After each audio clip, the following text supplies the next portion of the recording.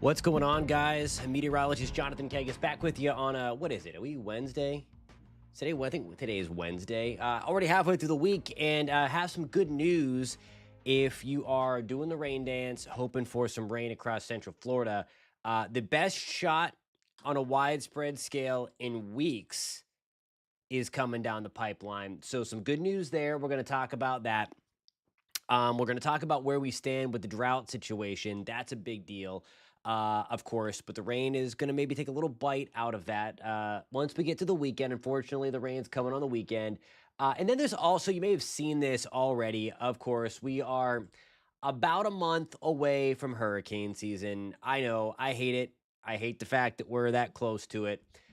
It's the reality that we have every year that we have to deal with anyway as a Floridian. But it started already, and you might know what I'm talking about. If you frequent social media, if you have your favorite person that you follow that posts weather content, you likely have seen that the shenanigans have started already when it comes to posting phantom model runs to get a rise out of people when it comes to tropical systems. It has started already, and we're not even in May. I'm going to show you some examples of that a little bit later on in the live stream, but just wanted to kind of hit the talking points here of some of the things that we are going to be breaking down over the next 20-ish, 30-ish minutes that we're hanging out, shooting the breeze about the weather. Post in the comments where you're tuning in from. We are live on clickorlando.com. If you want to take part in this interactive weathercast, and that's the main thing, that's the main deal that we do here. We get you guys involved in the conversation. I don't know what you're thinking. Just want to say, hey, post in the comments where you're tuning in from. If you have any questions, of course, we're going to touch on that. You can do that a couple of ways. If you're watching on YouTube, post right in the comments section, just like this, just like Marie Hancock. Let me pull your comment over. There you go. You had me at rain. I'm with you, Marie. It has been so long since we have seen this kind of rain come our way on a widespread scale. I know we got a lot, not enough, but we got a lot through the I-75 corridor. Especially on Monday, we had some nice rain on on Sunday as well. But I think this is going to be a little more widespread. If you are watching on clickorlando.com, if you got that push alert a couple of minutes ago and you're watching live there, within that story that push alert took you to, there's obviously this live video that you're watching, but then scroll down a little bit further, there's going to be a chat box there, and you can post your comments, post your questions, and we will answer them. By the way, we're taking a live look in Ponce Inlet tonight and in Daytona Beach in the Brady Bunch boxes above my head. We have Ponce Inlet, beautiful town. This is courtesy of our friends at WeatherStem. They provide us an extensive network across all of Florida, especially Central Florida, and we bounce around from community to community on a nightly basis. Okay, so you're here to talk about the weather, so let's get to it. I have the Keith Byram Drought Index, and if you're with us last week, and as we've been really highlighting the onset of this drought here, the Keith Byram Index is really the main driver of where we stand when it comes to the drought. Yesterday, this is released every day, by the way. Tomorrow, I'll get to the drought monitor in just 1 second to explain the difference. But this is what county officials base all of their decisions off of. This drought index here. So it kind of like what you need to know. 500 is the critical number. That's when the burn bans start. And you see we only have one spot below 500, and that is Marion County. We took a nice big chunk. We lost 45 points off of this scale. are off of this index yesterday from the rain from Sunday into Monday in Marion County. We added 6 more points back, so we're right around that 500 number again. We lost 1 point in Lake County, but then added 4. So again, we need some help bad because things are so dry. Of course, you don't need me to tell you that across the board. Eric, what's going on, my friend? He says he's lived in Florida for 18 years, but never experienced such a dry season and so many fires and burns. It has been a lot. I believe the last time, and depending upon where you're at, the last time we hit exceptional on the drought category from the United States Department of Agriculture was 2017, but that was in southern Osceola and Polk County. So if you weren't in the southern part, you've certainly not seen. You have to go way back, I think, to 2011. So I mean, it has been just like you said, a long time, and we do have those wildfires popping up, those brush fires popping up everywhere. So that's something that we're going to continue to monitor. We'll show you that tomorrow and continue to really hit that part home. I was talking to the fire chief in Lake County last week. We were out in Eustis.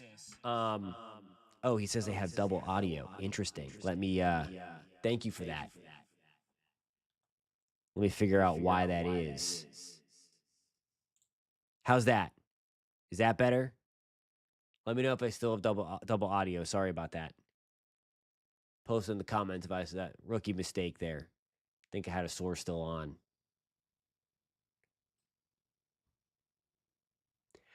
So if I'm not annoying and hey Joanne, yeah, guys, let me know if I have that echo still. I think I figured out why it's doing it, but if I'm still doing it, please let me know. Let me turn my volume up so I can hear. Sorry about that, guys. Test 1, 2, 3. Hello, mic check. Mic check. Okay, cool. Awesome. Thanks. Sorry about that. Missed turning off a source. Okay. So anyway, he was saying, Mr. Y, thank you guys for pointing it out. Again, that's why we hang out together here. We're all a team. So I appreciate you guys. So anyway, Mr. Washington says, reminds me of 98 when we had the massive I-95 fires. So last week I was in Eustis in Lake County, and I was talking to the fire chief there, and that's one of the things that they were talking about, that it was reminiscent of that, especially if we don't get rain soon, that we might start having a situation like that where things are just so dry, and if we add some wind to the mix and some drier atmospheric conditions, that we could end up seeing a fire season like that. So any rain is welcome. It's going to take a lot of time to chip away at these numbers that you see here because of this. Now, this is the drought monitor. So this is issued every Thursday. So I'm very anxious to see what happens on this. This is issued every Thursday morning. So 8 o'clock tomorrow morning, we are going to get an updated one of these. Where we have part of that exceptional drought is where we did get a good amount of rain to fall Sunday into Monday near the Ocala National Forest. And in the Ocala National Forest, this takes into account the rain from up until Tuesday. So this will account for what we got on Sunday and what we got on Monday. So that's going to be a pretty significant update. We're certainly not going to see a change in Volusia, probably much of Lake. And I don't even know if we're going to erode anything from the exceptional portion of the drought. The heaviest rain fell right around Ocala and in western Marion County, where we have that moderate drought and abnormally dry conditions. So that's something that we are that we're going to wait and see what happens here tomorrow. Regardless, we still need the rain. And all of this rambling to tell you, just to get to this point, what we're going to talk about for the next 10, 20 minutes is the return of this, finally an above average outlook for rainfall as we get into the first week or so of May. Big time pattern change coming. This is going to be May 6th to May 10th, and the precip outlook finally shows green over the state of Florida. So we're going to try to make some progress there. That is one of the things in the longer range that I wanted to show you. The other thing that starts to get pretty rare this time of the year as we are working our way into summer is this. Below normal temperatures are forecast. Now, we're not talking about 60s or anything like that, but we are talking about maybe struggling to get out of the 70s, likely staying in the lower 80s. It's below normal for this time of the year. And there's a weird mechanism that has to do with the Greek alphabet that is going to be the culprit for bringing some extra unsettled weather back down into the Florida peninsula. Gorgeous right now. It's dry. We need the rain. Temperatures back in the low to mid 70s, 60s at the Cape right now, 71 in Orlando. One of the things I want to talk about now, we'll show you the amount of rain that's expected. This is just the model forecast. What I would caution here is to not pay too much attention to the exact number. This is going to fluctuate as we kind of try to forecast where the sea breeze is going to set up. So the sea breeze it develops because of differential heating of the ocean and the land around it. When the land heats up faster than the water, it induces a circulation. It helps to bubble up clouds over the land. You get the thunderstorms to develop, and then the breeze pushes those storms inland, depending upon which is the dominant breeze that day. This is going to be lovely if we can get something like this out. And I do suspect that people will be able to double and triple these numbers in isolated spots as well, because we always do underneath those thunderstorms. It looks like now uh, the dominant motion of the sea breeze is going to be from west to east. I still think we get a little bit of rain through the I-75 corridor, but we I think we get the most rain this time around along into the east of I-4 and then right up and down I-95. So that is what it's looking like at this present time, and that's going to be the rainfall from Saturday into Monday, as you see there. So that's going to be through Monday. The rest of the week is pretty dry. The reason for that is we have a nice little cold front sweeping in from the north and west, and we're looking at the yellow colors here. The yellow starts to represent where we have that high to getting on this the lower end of that very high category. So that's some of the moisture that's going to be surging in the low to mid levels of our atmosphere that these thunderstorms are going to have the opportunity to play with Saturday afternoon into the evening, and then Sunday afternoon into the evening. That's something that we just haven't had much, if any, of lately. So when we had clouds bubble up along the sea breeze, they were not going to be able to be sustained by any means. Now we're going to see it. And I think we see kind of a repeat performance of what we had on Monday, except a little bit further to the east. And for those that don't know what happened on Monday, that's where we got the decent rain, anywhere from 1 to 3 inches of rain, uh, right smack dab over right smack dab and around the I-75 corridor. So some cool stuff there. We need it bad. Okay, so I mentioned about the Greek alphabet, and then we'll kind of get into like my rant of the evening, and it's going to be about some of the computer forecast. And this is one of the things. Side note that we really are going to really get into through the course of hurricane season. So if you like breaking down models and learning about what models are doing what, why they say what they say, some of the biases with those models, if you like to kind of forecast stuff on your own, join us as much as you can Monday through Friday, 10 p.m. right here on clickorlando.com or on the New 6 YouTube channel, because that's where we're going to have the fun in trying to dissect on where things are going. We're hopeful. I want to be clear about that. Well, we're going to have fun, hopefully forecasting fish storms for the 2025 hurricane season. But we're certainly going to do our best to dissect all of the clues that the atmosphere is giving us out in the ocean over the U.S. mainland to try to get the steering currents and everything as the season goes on. So if that stuff interests you, hop aboard, join the team. We're going to have a great time and all that stuff. Before we get into this Omega block here, Eric has a good question. What will they do this year if the Greek model runs out? So I'm assuming you mean the names. I'm assuming I mean the names. Hopefully, we don't get there. I don't think we will. I think we'll see a less number of storms. We're just going to have to watch that some maybe get close to the Florida Peninsula. That's going to be the big deal. There's a new supplemental list of names that replaces the Greek alphabet now. But we're going to talk about another Greek alphabet, Omega. So if you look at this map, it kind of resembles the Greek alphabet Omega. I don't know my telestrator turned on here, but notice that red L right around the Denver area and kind of follow that U shape. That is an upper low. And then we kind of have an upside down U over Chicago where we have that high pressure. And then we have another upper low, that secondary U over Florida. And it kind of makes that Greek alphabet omega. What this pattern does, it's a blocking pattern. So it's not really going to move. It's going to be stagnant a little bit, but we are under that L. And what typically happens underneath an upper low, it brings some unsettled weather. The rain isn't too terribly heavy with these kind of systems, but it does kind of keep showers around. It keeps it a little cloudy, a little cooler. So as we get into the first week of May, that's what you can expect as we move there. So that's kind of a nice surprise. We could go without scorching everything lately. It's been hot lately. It's been dry lately. So beyond the chance for some heavier rain Saturday through Monday, this is what is going to be kind of waiting for us down the line as we move to that turn of the first into second week of May. So that's going to be something that we are watching. Okay, it's rant time.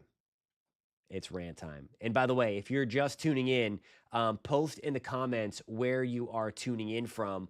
I would love to see where you guys are watching from. If you are on clickorlando.com, there's the chat box there. If you're on YouTube, post in there as well. We'll give you guys a shout out and all that stuff as well. We'll pull your comments over. Okay, on to the tropical portion of this live stream. And I hate that we are bringing this up again, and it is April 30th. Of course, we have some of the long-range forecasts that we've talked about before.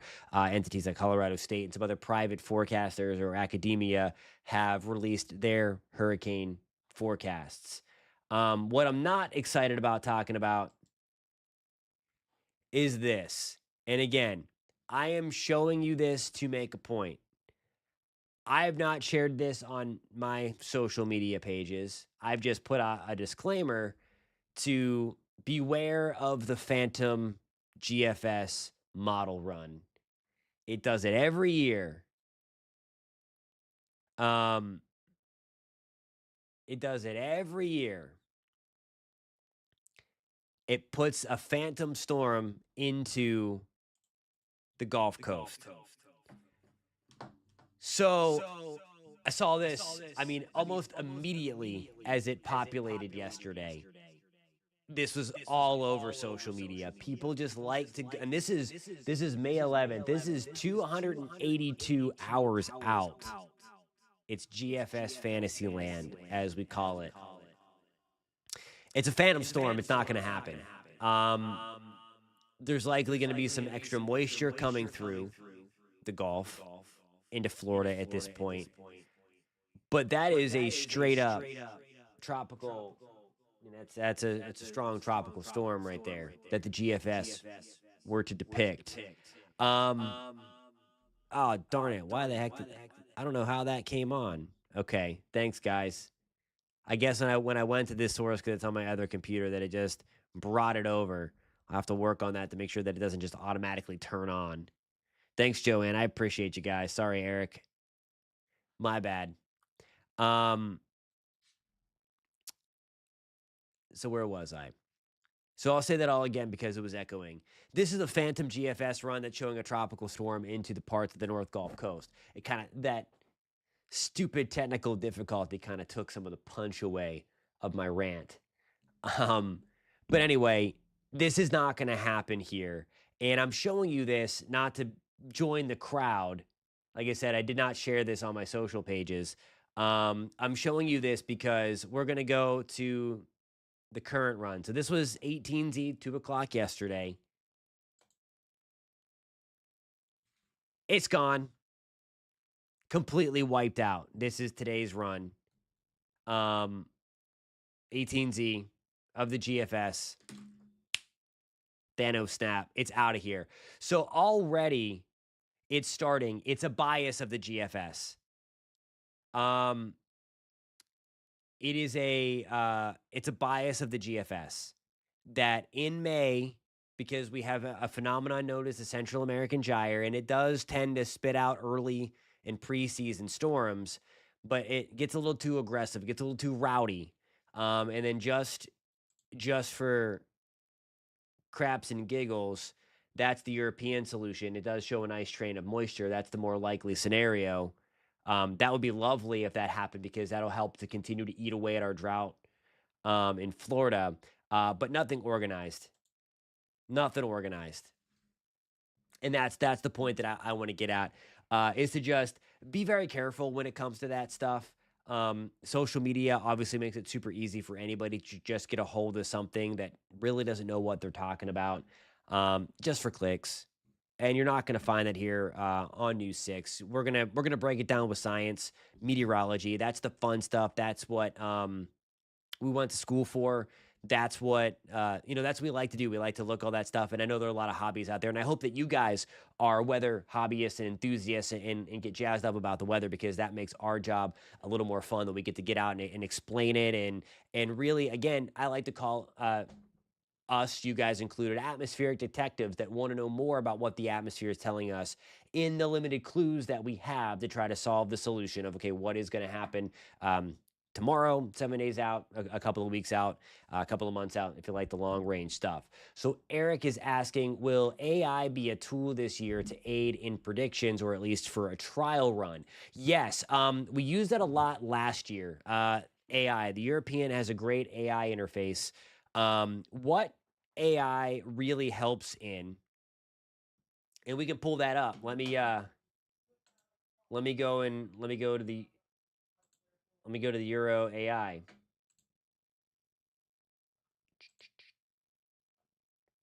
and we can go out to that. Where it was, I think it was like two. So that's what the European AI has in that same time frame. It's got moisture there. It's not closed off. It's not an organized system or anything like that. This helps. It is another tool in the toolbox that we have to use. It's certainly not the end all be all. It's not gonna like, hey, Chat GPT or whatever. Are we gonna get a hurricane in Texas or North Carolina or something? It can't do that. But what it does do really good at is pattern recognition. That's what it's built off of. So it's taking past weather scenarios and then it's forming a solution on that. So we can go back into the archives, it can go back into the database a lot faster than humans can. And it's almost like a nice big what's the word I'm looking for? Analog analyzer. And it kind of uses all of that and then the data that it has being ingested right on to kind of, okay, I think this is going to happen based on what has happened in the past and based on the current data that we have. So it's not the end all be all. I forget what storm. I think it did pretty well with Helene last year. Don't quote me on that, but I'm thinking it did well with Helene. Um, and things like that. So it's getting better. They train, they learn.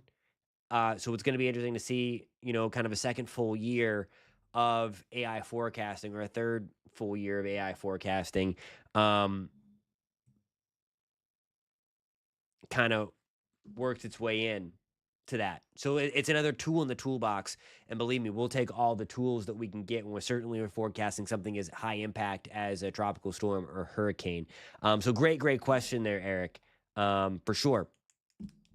All right. If no one else has any other questions or comments or concerns, we're going to wrap this up. Do me a favor. If this is your first time catching the feed, and again, we do this every Monday through Friday when I am at this desk at 10 o'clock Eastern time. So if you found this helpful, if you found the conversation fun or informative, hit that subscribe button if you're on the News 6 YouTube page. We'd love to have you along for the ride. If you're on clickorlando.com or on News 6 Plus, we're here every night, 10 p.m. Before the 11 o'clock newscast. And that's the thing that I have to get ready for, the 11 o'clock newscast. So if you are in the greater Central Florida area, catch us at 11 o'clock. We'll be on News 6 at 11. We're going to talk about the increased rainfall chances. We'll show you some future modeling.